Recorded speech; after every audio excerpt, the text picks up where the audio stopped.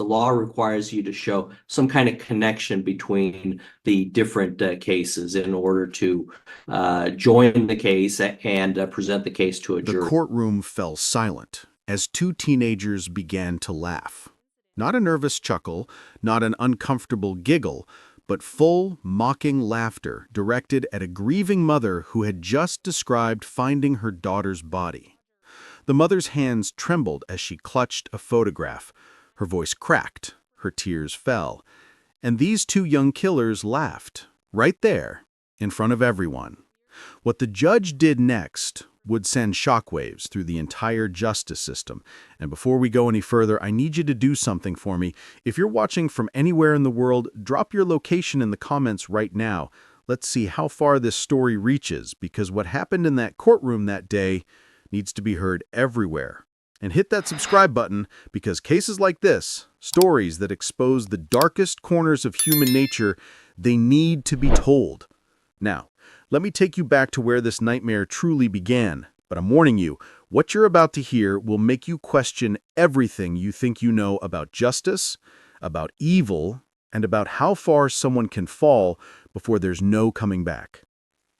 It started on a Tuesday evening, in a small suburban neighborhood where everyone knew everyone, where parents let their kids play outside until the streetlights came on, where doors were left unlocked, and trust was currency.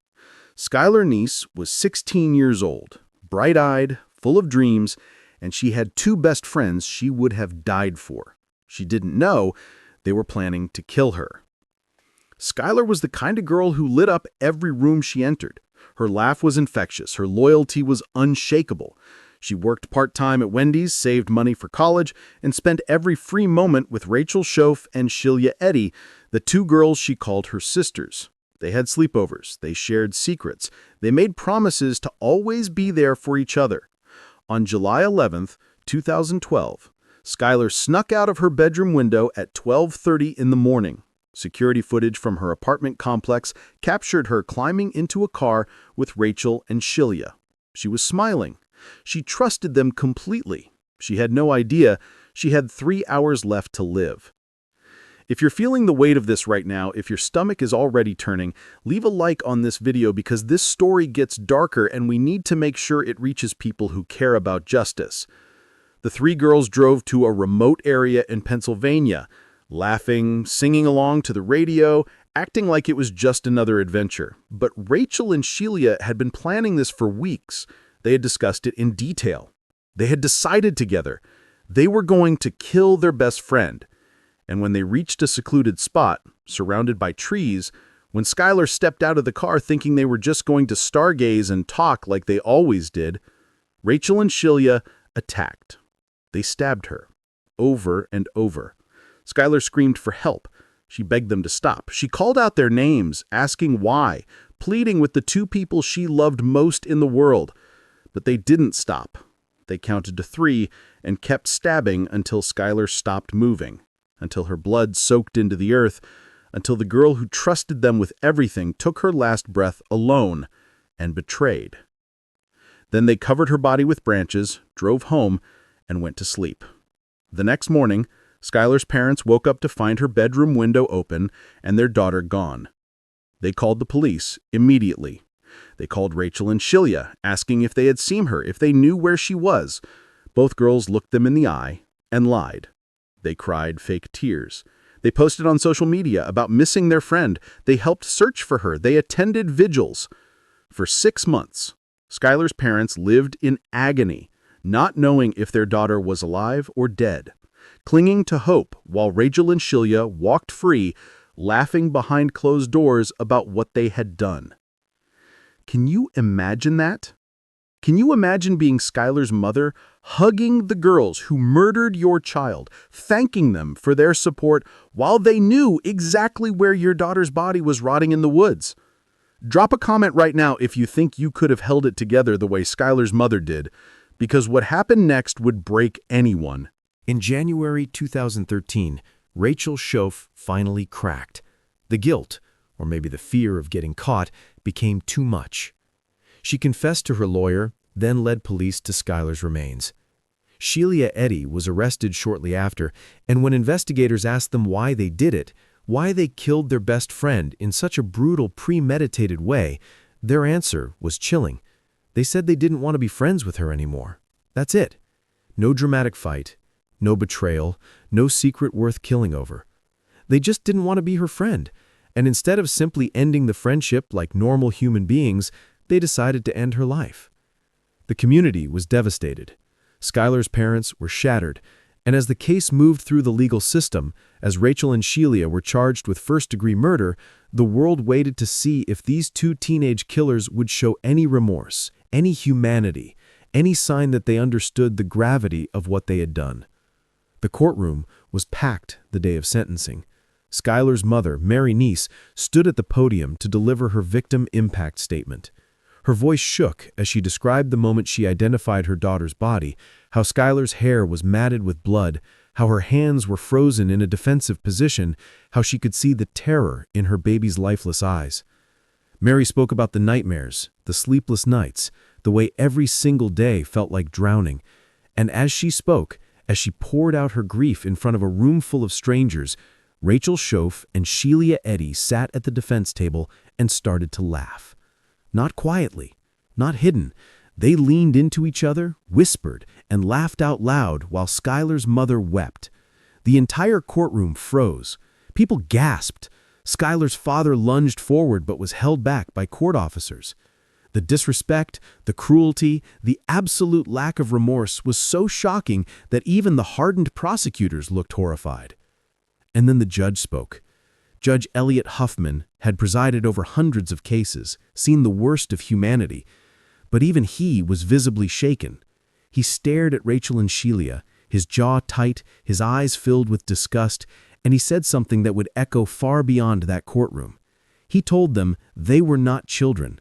They were not victims of circumstance. They were cold-blooded murderers who had planned, executed, and laughed about killing an innocent girl whose only crime was loving them. He said their laughter in the face of a grieving mother proved they were beyond rehabilitation, beyond redemption, and that society needed to be protected from people like them. Then, he sentenced them to the maximum penalty allowed by law. Rachel Schoaf received 30 years with the possibility of parole. Sheila Eddy received life in prison with eligibility for parole after 15 years. But the judge made it clear he would personally write letters to the parole board every single time their names came up, ensuring they stayed behind bars for as long as legally possible. The courtroom erupted. Skylar's family sobbed with relief. Spectators applauded.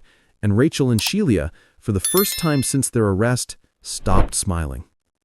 But the story doesn't end there, because the impact of their crime rippled far beyond that courtroom, far beyond Skylar's family, and forced an entire state to change its laws. Before Skylar's murder, West Virginia did not issue Amber Alerts for missing teenagers who were considered runaways. If a child left home voluntarily, even if they were underage, even if they were in danger, law enforcement had limited resources to find them quickly. Skylar's case exposed a fatal flaw in that system. If an Amber Alert had been issued immediately, if the public had been mobilized sooner, would she have been found before Rachel and Sheila had time to cover their tracks? Would increased awareness have pressured one of them to confess earlier? We'll never know.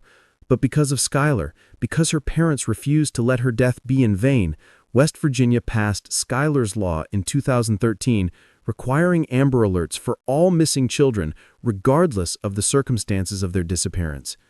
It was a small victory in an ocean of grief, but it meant Skylar's name would save lives. Now let me ask you something, and I want you to really think about this before you answer in the comments. What makes someone capable of this? Rachel and Sheila weren't abused, they weren't neglected, they came from stable homes with loving parents. They had no history of violence, no diagnosed mental illness, no trauma that could explain what they did. They were just two teenage girls who decided, together, that killing their friend would be easier than ghosting her. Psychologists have studied this case extensively, trying to understand the folie à deux, the shared psychosis that can occur when two people feed off each other's darkest impulses. Alone, neither Rachel nor Sheila might have been capable of murder. But together, they became something monstrous. They enabled each other, validated each other, and convinced each other that Skylar's life was disposable. It's a terrifying reminder that evil doesn't always announce itself with warning signs and red flags. Sometimes it looks like friendship, like normalcy, like two girls giggling in the backseat of a car. Skylar's parents have spent the last decade keeping her memory alive, advocating for missing children, and fighting to ensure Rachel and Sheila never walk free. Mary Neese has said publicly that she will attend every single parole hearing, that she will look those girls in the eye and remind them of what they took, of who they destroyed, of the life that could have been. Skylar would have graduated high school. She would have gone to college. She would have fallen in love, built a career, maybe had children of her own. All of that was stolen by two people she trusted more than anyone in the world. And if you think that's heartbreaking, if you think this story has already gutted you, then do me a favor and subscribe to this channel right now, because there are so many more stories like Skylar's that need to be heard. So many victims whose names deserve to be remembered. And we're here to make sure they're never forgotten. Rachel Schoaf is currently incarcerated at Lakin Correctional Center in West Virginia. She has given interviews expressing remorse, claiming she thinks about Skylar every day, that she wishes she could take it back. But here's the thing about regret from behind bars. It's easy to say you're sorry when you're facing decades in a cage.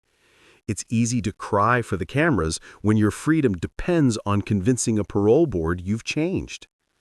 But where was that remorse when Skylar was begging for her life?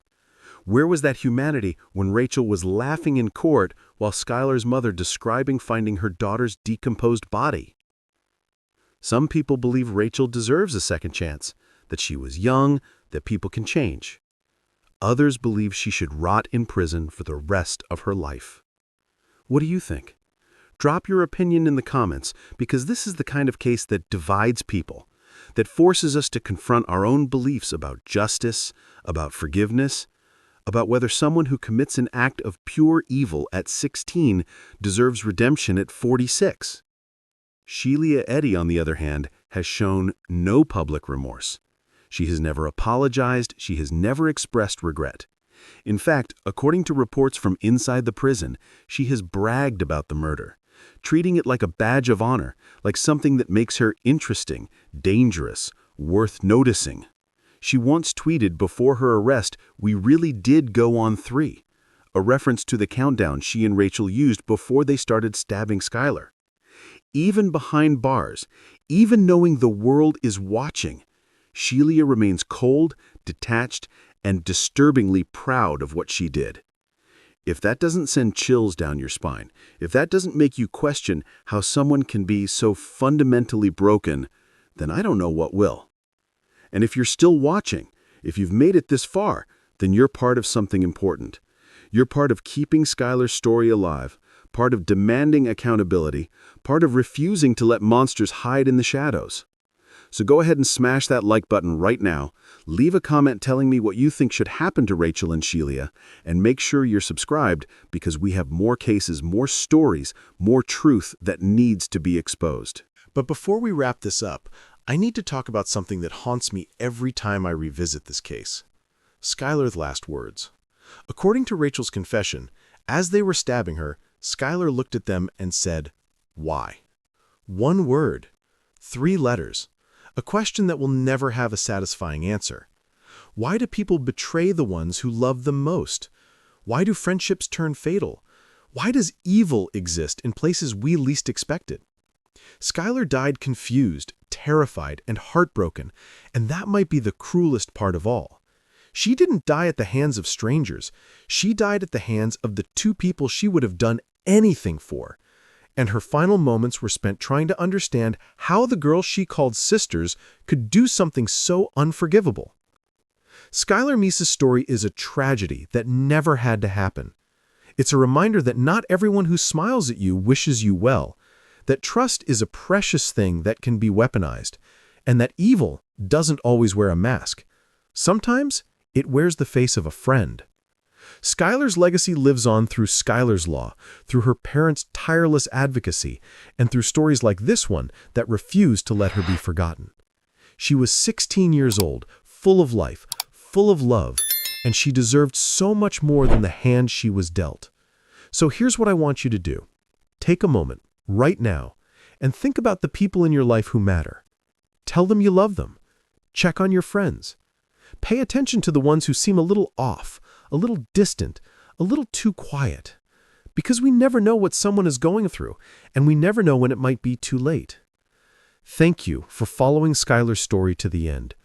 If this case moved you, if it made you feel something, hit that like button and subscribe, because we have more stories that deserve to be heard, more victims who deserve justice, and more truth that needs to be told. Share your thoughts, your feelings, your theories in the comments below. Tell me what you think justice really looks like. Tell me if you believe in second chances, or if some crimes are simply unforgivable. And tell me where you're watching from, because Skylar's story has reached every corner of the world, and it's people like you who keep her memory alive. Rest in peace, Skylar Neese. You deserved better. You deserved a lifetime of happiness, of love, of dreams coming true. And wherever you are, I hope you found the peace that was stolen from you on that dark July night. We won't forget you. We won't stop telling your story. And we won't let the world move on until justice is truly served.